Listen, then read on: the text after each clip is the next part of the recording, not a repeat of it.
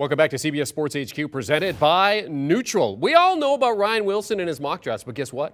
Pete Prisco also doing mock drafts. His first was released this week, and look at these top 10 picks. Pete has former Bama quarterback Bryce Young going to the Panthers.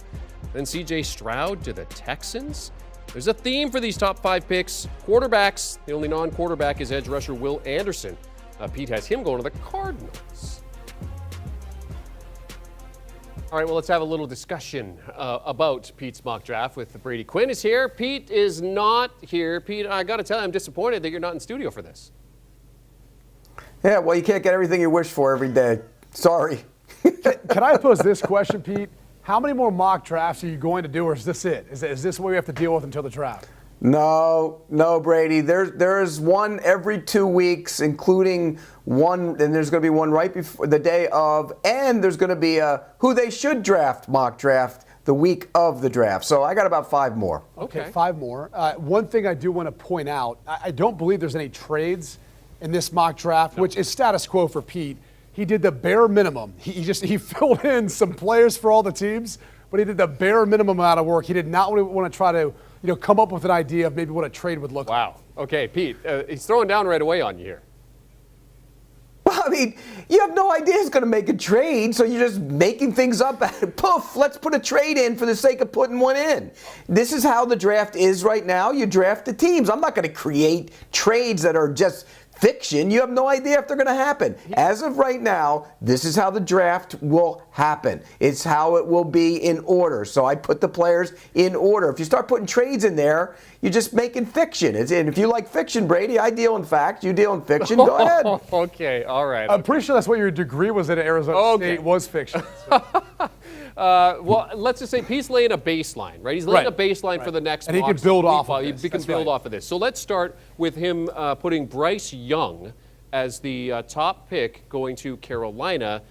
Questions here, Brady? Well, I don't have any problems with this. I think this is the best quarterback in this year's draft class. Now, I do think C.J. Stroud is right there as that next quarterback to contemplate. But what I keep hearing from Pete Prisco is he's too short. He's not big enough. He's not going to be durable enough. So I've got to ask you, Pete, what's changed in your mind or in your heart? Because I've had countless conversations with you, and you have said that you would not be putting Bryce Young at the top of this year's draft.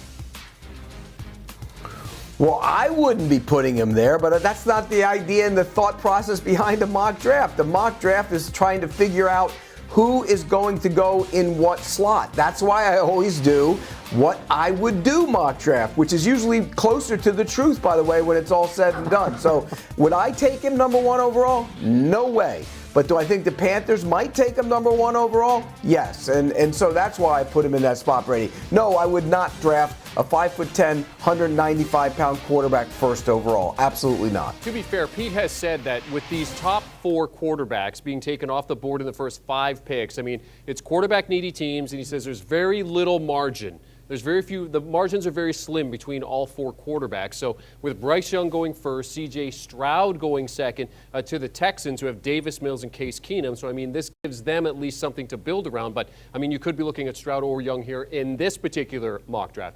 What I would say is that I think actually Bryce Young and C.J. Stroud have separated themselves from Will Levis and Anthony Richardson.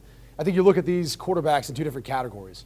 C.J. Stroud, Bryce Young, day 1 starters. You plug them in, they can play. They're going to go through some hurdles or some rough patches, right, with the learning curve because they're rookies, but they have displayed the ability, I think, to be able to take absolute command over an offense, come right in right now and play.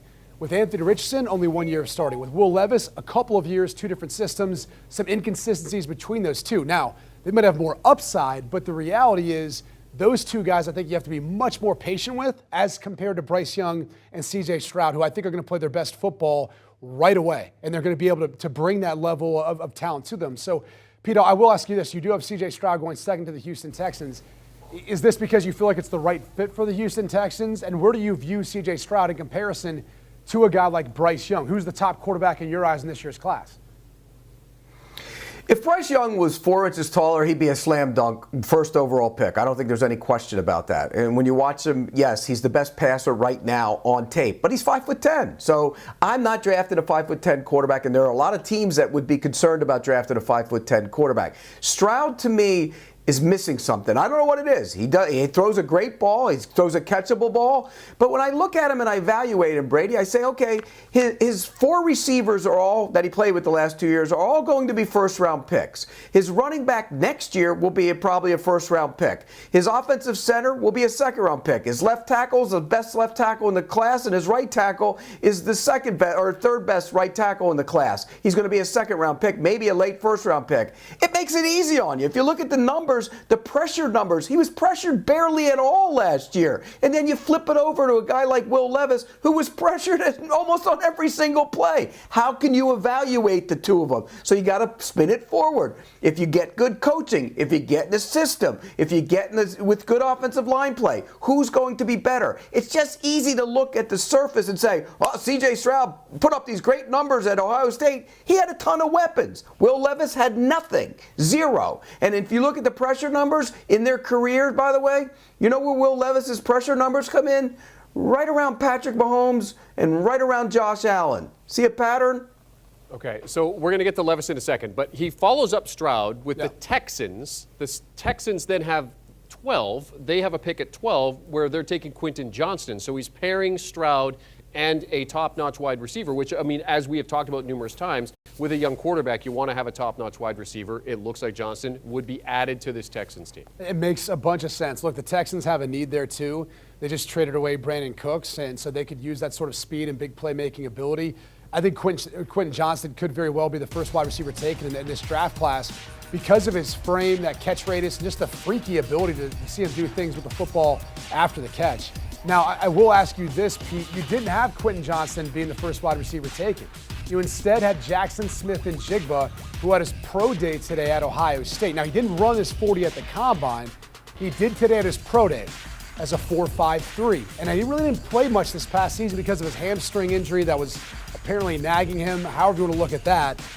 Pete, how do you see this wide receiver class? Obviously, right now, you're looking at Jackson Smith-Njigba being the first. You must think he's the best.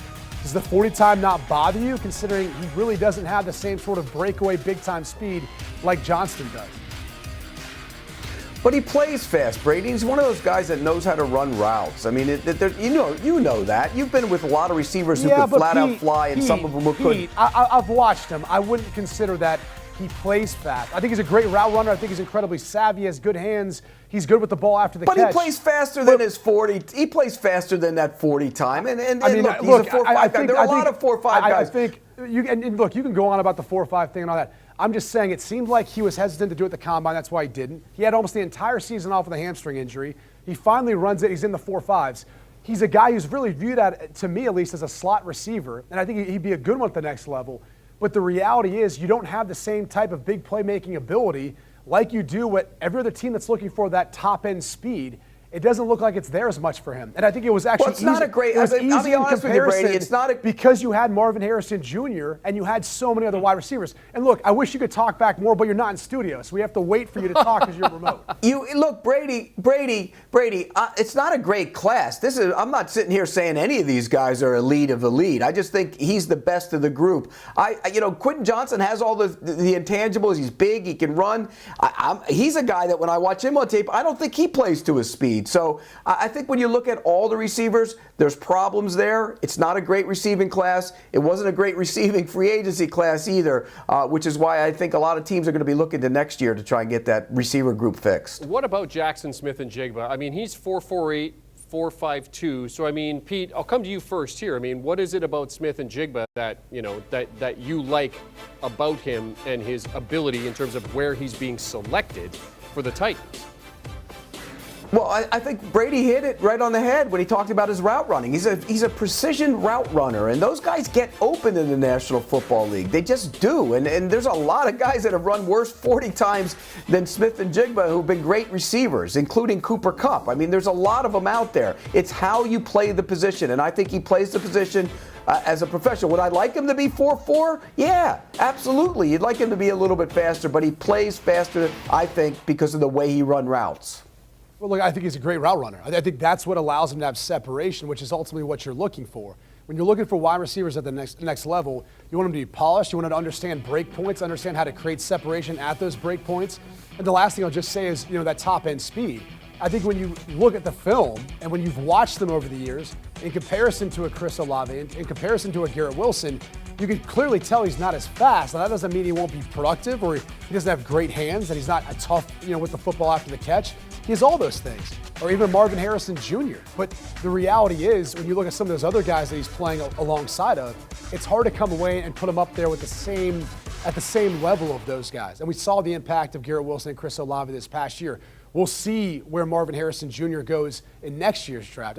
Don't get me wrong. I think Jackson Smith-Njigba is going to be a first-round pick. But, Pete putting him as the first wide receiver take, I think a guy like Jordan Addison, who didn't necessarily have a great 40 time, you put him on tape, he's slight of frame, but boy, he can move. Talk about a guy who plays fast, precise route runner. Jordan Addison fits that bill. Let's go to the Colts. You have them taking Will Levis here, Pete. But the question is, will Levis still be there because NFL guys absolutely love him? Well, he might be there, but I hear the Colts really love him, and it fits their profile of a quarterback. So I think that really is a possibility for him in that spot. But here's the one thing you're concerned about. Will somebody go to 3 and make a deal with Arizona if they like him to go get him? Or, is that a possibility? Or will he even go higher? I mean, don't count out Carolina. That sounds crazy, but do not count them out taking him with the first overall pick. And it would be a great situation for him. You'd have Frank Reich, you'd have Jim Caldwell, you'd have McCown, you have a young offensive line. I think it would be a building offensive line. It'd be a good situation for him. He wouldn't have to even, Brady always loves it. You don't have to play. And again, I go back to what I said about him before. He played with a terrible offensive line, was pressured on every play.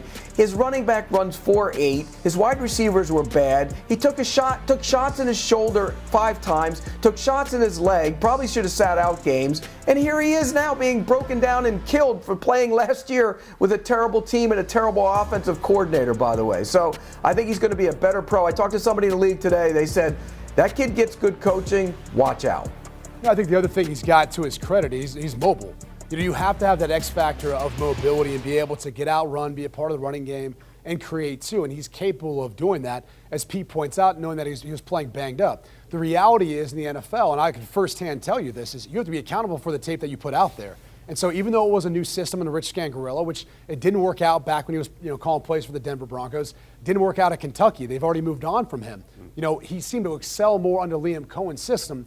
The bottom line is he still has to be accountable for the discrepancies there and accountable for the decision making. I think the thing that worries me the most about Will Levis, and obviously there's the injuries, there's pressure, there's all these other things you can point to, is you do see inaccuracy at all 3 levels. Short, intermediate, downfield. And the ball placement, even for guys who are open that he completes a ball to, it's not really you'd like to see the ball at, or it's more of a catch and run ball. So the biggest thing here is, can Indianapolis stay at 4 and assure themselves they get him at number 4? I think you got to be concerned about Atlanta. I'm still not buying into their current quarterback situation there, and some other teams potentially could be lingering around. They may have to move up, whether it's to 3 or maybe all the way to number 1 with Carolina, just to make sure they get the guy that they want if the Colts truly do want Will Levis. In terms of the Seahawks, they're still living and loving the Russell Wilson trade. They get this pick at 5 from Denver, and they're going to use it on a quarterback for the future in Anthony Richardson. They also have their own first-round pick, which they're using it on a defensive player. Pete, give us the thinking here for these 2 picks for the Seahawks.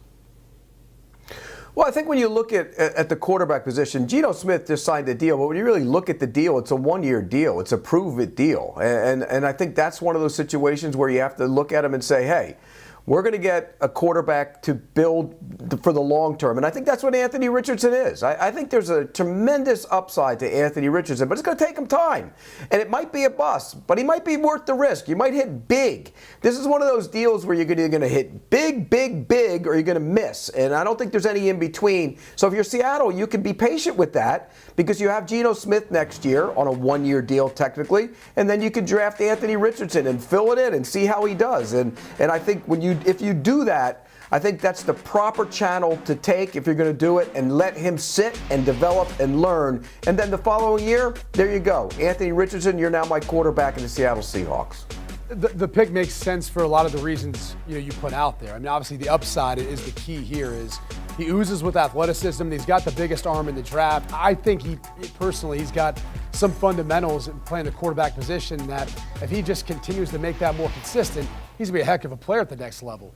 He's still growing, though, only 1 year starting, and that plays a factor into all this, too. So could make some sense to have him in Seattle, sit behind Geno Smith, a veteran who's coming off a great year, to have him learn the game.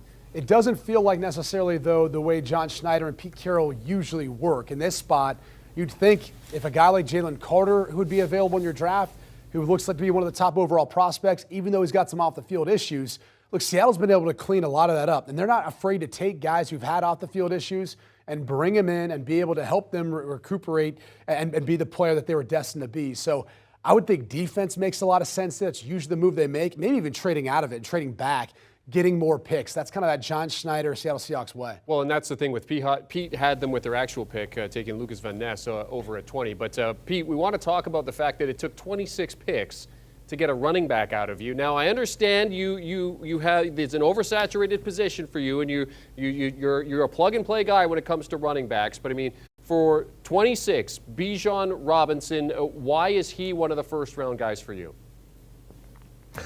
Well, I mean, the kid is a special back. I don't think there's any doubt about that. You know, the comparisons are to Saquon Barkley, and if you get him for 4 years in Dallas, good, because they have to win now. And if you look at the Cowboys situation, they added a wide receiver. They needed to. They did. They got Brandon Cooks. They needed a corner. They went out and got Gilmore.